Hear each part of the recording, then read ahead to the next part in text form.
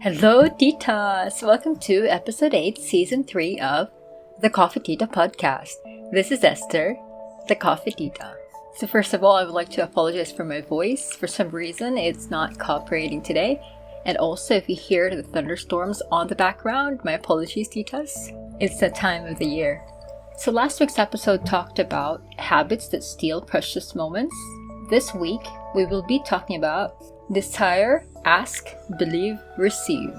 So there is a quote by Isaac Tennyson. He said, "Difficult times have helped me to understand better than before how infinitely rich and beautiful life is in every way, and that so many things that one goes worrying about are of no importance whatsoever." So are you a worrier, Titas? Well, we all are to a certain extent, but some of us are more pessimistic than others, and when we worry, always the worst possible thing that comes first to mind. Worrying is a great thief of time. I have a great friend of mine who can soar from distress to disaster in 5 minutes, and it has cost her no end of sorrow. But now that she has recognized the pattern, she can stop herself in mid-light with a gentle reminder. She experiences much more inner harmony, even under difficult circumstances. Often when we stew, we think that we're doing something positive about the problem. At least we're thinking about it, right?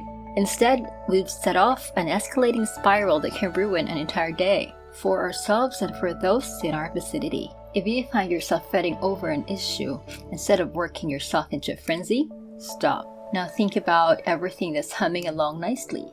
Can you have a conversation with the spirit? The writer Marjorie Holmes said that, "I learned that simply to ask a blessing upon one's circumstances, whatever they are, is somehow to improve them and to tap some mysterious source of energy and joy. I came upon one of the most ancient and universal truths, that to affirm and to claim God's help even before it is given is to receive it.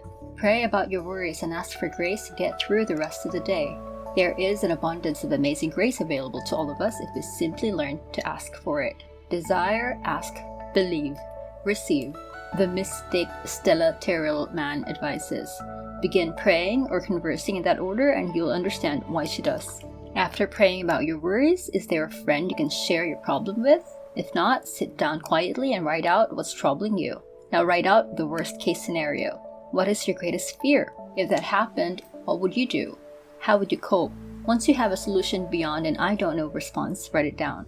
One of the reasons we worry is because we feel powerless to control our futures.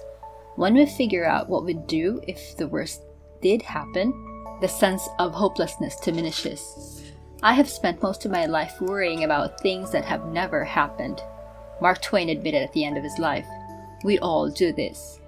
Worrying about the future robs you of the present moment. Try to observe how much worrying you do, and if the nagging worry follows you relentlessly throughout the day, tell yourself, "I'm not going to think about this right now.